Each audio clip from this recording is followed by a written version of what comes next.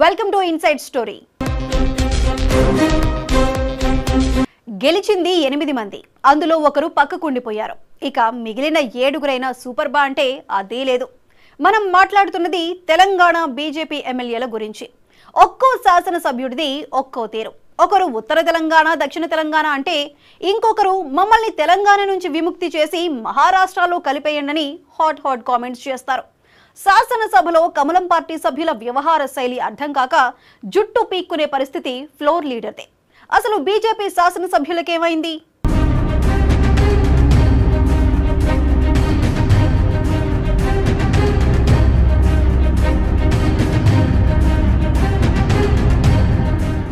కొత్తగా ఎన్నికయ్యామంటారు, ఏదేదో మాట్లాడేస్తారు.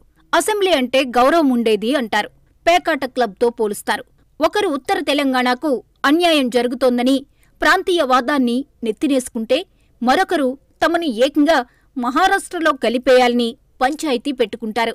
అసెంబ్లీ సాక్షిగా బీజేపీ ఎమ్మెల్యేల కామెంట్స్ చర్చనీయాంశంగా మారాయి. రాష్ట్రంలో అధికారం చేపట్టిన కేసీఆర్ 10 ఏళ్లు ఆర్థిక విధ్వంసాన్ని సృష్టించి రాష్ట్రాన్ని అప్పుల కుప్పగా మార్చారనే ఆరోపణలు ఎదుర్కొంటున్నారు.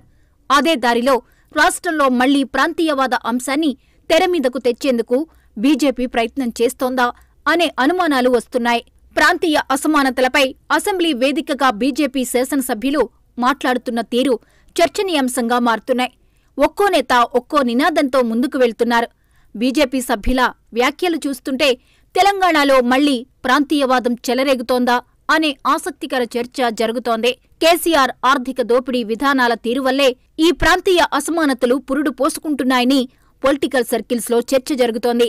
ఆ చర్చ అటుంచితే కేసీఆర్ 10 ఏళ్ల విధ్వంసపు పాలన తెలంగాణ వ్యాప్తంగా ప్రతి ఒక్కరికీ తెలిసిన విషయమే. కానీ బీజేపీ శాసనసభ్యులకు తెలియకపోవడం విడ్డూరంగా ఉందనే వాదనలు వినిపిస్తున్నాయి.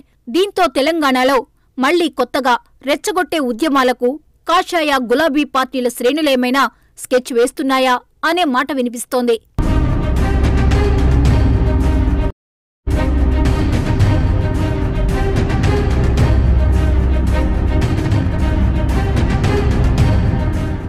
తెలంగాణలో అధికారంలోకి వచ్చిన కాంగ్రెస్ పలు సెగ్మెంట్ల అభివృద్ధికి నిధులు కేటాయించకపోవడమే ఈ ప్రాంతీయ అసమానతలకు కారణంగా బీజేపీ నేతలు చెబుతున్నారు. అదే టైంలో కేంద్ర ప్రభుత్వం ప్రవేశపెట్టిన బడ్జెట్లో తెలంగాణ వాటా ఎంత అంటే సమాధానం చెప్పడానికి బీజేపీ నేతలకు నోరు పెకల్డం లేదని కాంగ్రెస్ నేతలు కౌంటర్లిస్తున్నారు.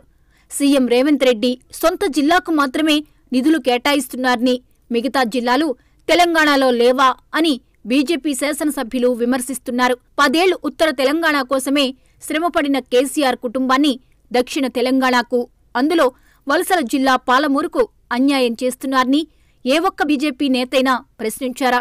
ప్రశ్నించడానికి నోరు రాలేదా అనే ప్రశ్నలు ఉత్పన్నమవుతున్నాయి. గత ప్రభుత్వంలో కేసీఆర్, ఆయన కుటుంబ సభ్యులు ప్రాతినిధ్యం వహిస్తున్న సెగ్మెంట్లకు తప్ప ఇతర సెగ్మెంట్లకు భారీ మొత్తంలో కేటాయింపులు చేసింది లేదు. తరతరాలుగా వెనుకబాటుకు గురవుతున్న పాలమూరు జిల్లాకు కొంత రుణం తీర్చుకునేందుకు కాంగ్రెస్ ట్రై చేస్తుంటే జీర్ణించుకోలేని బీజేపీ ఉత్తర, దక్షిణ తెలంగాణ అంటూ సెంటిమెంట్ రగల్చడానికి ప్రయత్నం చేస్తున్న విధానాలపై దక్షిణ తెలంగాణ ప్రజలు ఆగ్రహం వ్యక్తం చేస్తున్నారు. ఇదే టైంలో ఎంపీగా గెలిచిన డీకే అరుణ, వాళ్ల పార్టీ ఎమ్మెల్యేల కామెంట్స్ను ఖండించకపోవడం దారుణమంటున్నారు.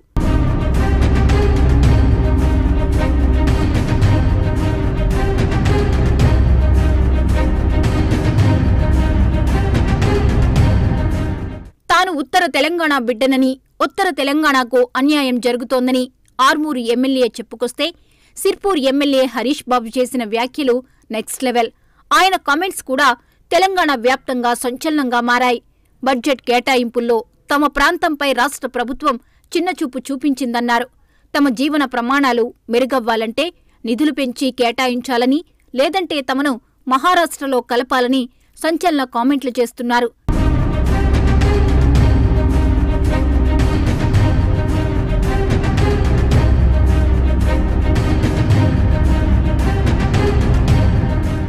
రాష్ట్ర బడ్జెట్లో నిధులు కేటాయించకపోతే తెలంగాణ నుంచి వేరు చేయాలంటున్న కాషాయ నేతలకు కేంద్ర బడ్జెట్లో తెలంగాణకు నిధులు కేటాయించలేదని, అలా అయితే దేశం నుంచి వేరు చేస్తారా అని కౌంటర్లు పడుతున్నాయి.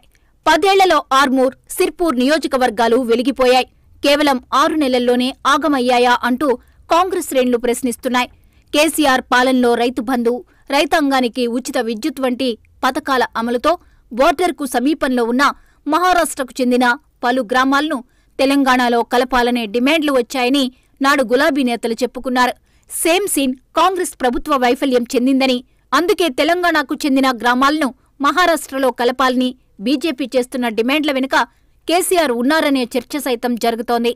కాంగ్రెస్ ప్రభుత్వాన్ని బదనాం చేసే కుట్ర జరుగుతోందనే వాదనలు వినిపిస్తున్నాయి.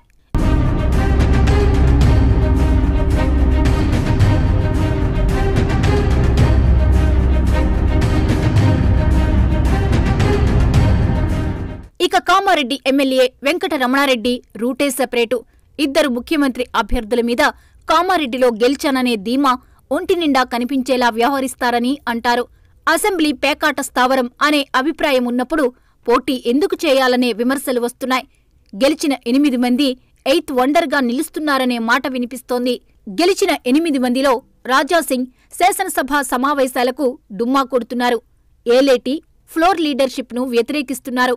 ఏలేటి మహేశ్వర్రెడ్డి మినహాయిస్తే మిగతా 6 సభ్యులు ఎవరికి వారే యమునా తీరే అన్న చందంగా వ్యవహరిస్తున్నారు. ఫ్లోర్ లీడర్ ఆదేశాలు ఏమాత్రం పట్టించుకోకుండా అసెంబ్లీ వేదికగా నవ్వుల పాలవుతున్నారు.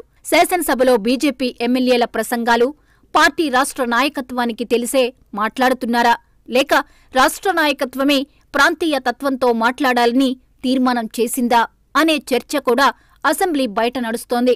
మొత్తం మీద బీజేపీ ఎమ్మెల్యేల తీరు మీద రాష్ట్ర నాయకత్వం ఎలా స్పందిస్తుందో చూడాలి.